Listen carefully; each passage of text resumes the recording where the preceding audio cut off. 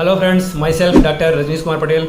दोस्तों, जब भी किसी को किसी तरह की दवाइयाँ शुरू की जाती हैं तो अक्सर लोगों के मन में यह सवाल उठता है कि इनका कोई साइड इफ़ेक्ट तो नहीं है।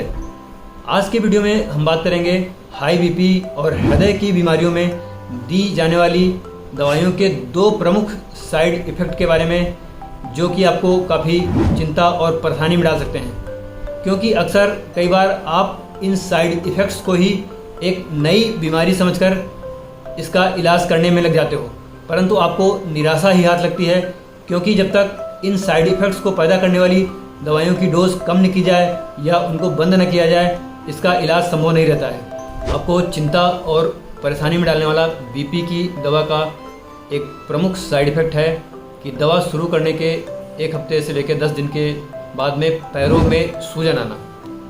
यदि आपको इस साइड इफ़ेक्ट के बारे में पता नहीं है तो आप पैरों में सूजन आने को एक नई बीमारी समझकर आप चिंता में पड़ जाते हैं। पैरों में सूजन कैल्शियम चैनल ब्लॉकर ग्रुप की दवाइयाँ शुरू करने के बाद आ सकती है।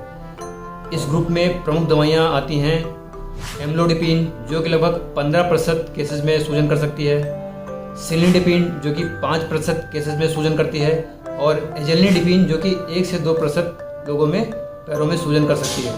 अर्थात यदि आप के पैरों में कोई बीपी की दवा शुरू करने के बाद सूजन आ रही है तो आप अपनी दवाइयों में देखिए कि कोई ऐसी दवा तो नहीं चल रही है जिसके अंत में डिपिन लगा है, अर्थात एम्लोडिपिन, सिलिंडिपिन या फिर एजेलिनिडिपिन। तो इन दवाइयों की वजह से आपके पैरों में सूजन आ रही है। ऐसे में आप अपने डॉक्टर से कंसल्ट करें। ऐसी स्थिति में आपके डॉक्टर यदि एम्लोडिपिन चल रही है तो उसकी दवा की डोज कम कर सकते हैं, या फिर एम्लोडिपिन की जगह पे सिलिंडिपिन या एजेलिनिडिपिन दे सकते हैं। और यदि एजेलिनिडिपिन और सिलिंडिपिन से भी सूजन आ रही है तो कैल्शियम चैनल ग्रुप की दवा बंद करके किसी दूसरे ग्रुप की दवाई शुरू की जा सकती है। आपको परेशानी में डालने वाला दूसरा साइड इफ़ेक्ट है दवाइयाँ शुरू करने के कुछ दिनों के बाद आपको सूखी खांसी आना। ये साइड इफ़ेक्ट एस इनहिबिटर या एस रिसेप्टर ब्लॉकर ग्रुप की दवाइयाँ शुरू करने के बाद होता है, और ये दवाइयाँ हाई बीपी के मरीजों के साथ साथ हृदय के उन रोगियों को भी दी जाती हैं जिनको कभी हार्ट अटैक आ चुका होता है। एस इनहिबिटर ग्रुप में आती हैं रेमिप्रिल, कैप्टोप्रिल, एनालाप्रिल और प्रेंडोप्रिल, अर्थात जिन दवाइयों के अंत में प्रिल लगा है वो एस इनहिबिटर ग्रुप में आती हैं। एस इनहिबिटर ग्रुप की दवाइयाँ लगभग 10% लोगों में सूखी खांसी कर सकती हैं।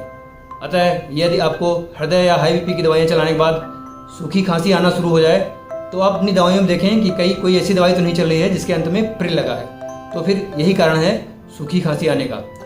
एस रिसेप्टर ब्लॉकर ग्रुप की दवाइयों में आते हैं ओल्मीसार्टन, टेल्मीसार्टन, लोसार्टन, और ये दवाइयाँ लगभग 2% केसेस में ही खांसी के लिए जिम्मेदार मानी जाती हैं। अर्थात S receptor blocker ACE inhibitor की तुलना में कम जिम्मेदार माने जाते हैं सूखी खांसी पैदा करने के लिए। सूखी खांसी इन दवाइयों के शुरू करने के 1 या 2 घंटे बाद शुरू हो सकती है, या फिर 1 हफ्ते बाद शुरू हो सकती है, या कभी कभी 1 महीने बाद भी इन दवाइयों को शुरू करने के बाद सूखी खांसी आना शुरू हो जाती है।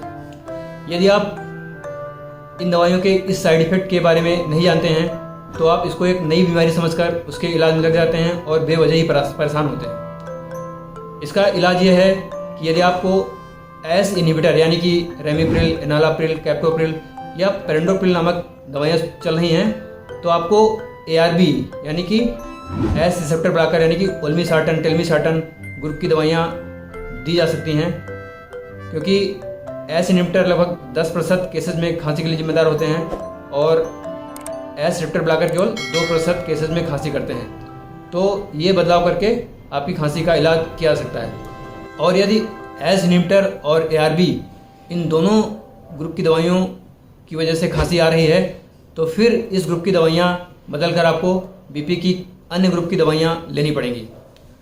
अतः यदि आपको कभी भी बीपी की दवाइयाँ या हार्ट की दवाइयाँ शुरू करने के बाद पैरों में सूजन आए या फिर सूखी खांसी आए तो आप घबराएं नहीं, अपनी दवाइयों पर नज़र डालें।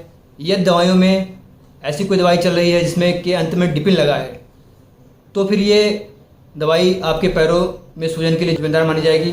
और यदि आपकी दवाइयों में कोई ऐसी दवाई चल रही है जिसके अंत में प्रिल लगा है या फिर टन लगा है, प्रिल मतलब लिसिनोप्रिल, रेमिप्रिल, एनालाप्रिल या फिर टन लगा रहने वाली दवाइयाँ जैसे लोसार्टन, ओल्मिसार्टन और टेल्मिसार्टन, तो फिर ये दवाइयाँ आपकी सूखी खांसी के लिए जिम्मेदार मानी जाएंगी। ऐसी स्थिति में आपने डॉक्टर से संपर्क करके इन दवाइयों में बदलाव करके अपनी पैरों की सूजन और खांसी आने वाली समस्या से निजात पा सकते हैं। Thanks for watching this video.